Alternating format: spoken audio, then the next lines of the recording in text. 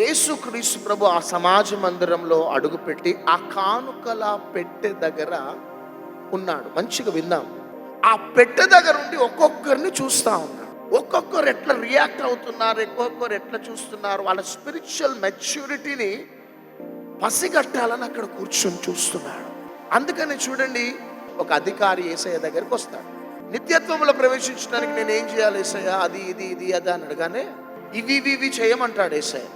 అప్పుడు ఆ యవనస్తుడు అంటాడు, నేను ఇవన్నీ కూడా చిన్నప్పటి నుంచి నేను చేస్తున్నాను అంటే, సడన్ గా తన మైండ్ని ఎక్కడ పెట్టినాడంటే డబ్బు మీదకి తీసుకున్నాడు. అదొక పని చేయి, నీకున్న డబ్బంతా కూడా అమ్మేసి నన్ను వెంబడించు అనగానే ఇమ్మీడియట్ గా మూతి ముడుచుకొని వెళ్ళిపోయినాడు. అక్కడ అర్థమైపోయింది తన స్పిరిచువల్ మెచ్యూరిటీ.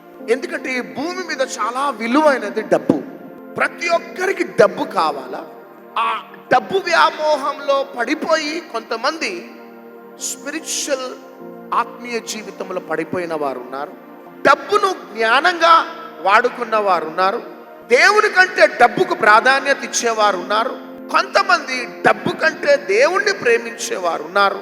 ఇన్ని రకాల క్రైస్తవుల మధ్యలో తనకిష్టమైన వారు కావాలా, ఆ ఇష్టమైన వారిని పిక్ చేయటానికి తన ఫుల్నెస్, స్పిరిచువల్ ఫుల్నెస్, ఆ బ్యూటీ, ఆ మెచ్యూరిటీ దేవునికి ఫైనలైజ్ కావాలంటే డబ్బు. అక్కడ అందరూ సమృద్ధిలో నుండి ఇచ్చినారు. అక్కడ ఒక విధవరాలు లేమిలో నుంచి వచ్చింది. అది ఇష్టపడ్డాడండి నా యేసయ్య.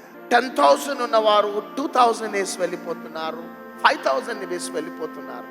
కానీ అక్కడ ఒక లేడీ తనకున్నదంతా కూడా వేసేసింది. Empty hands.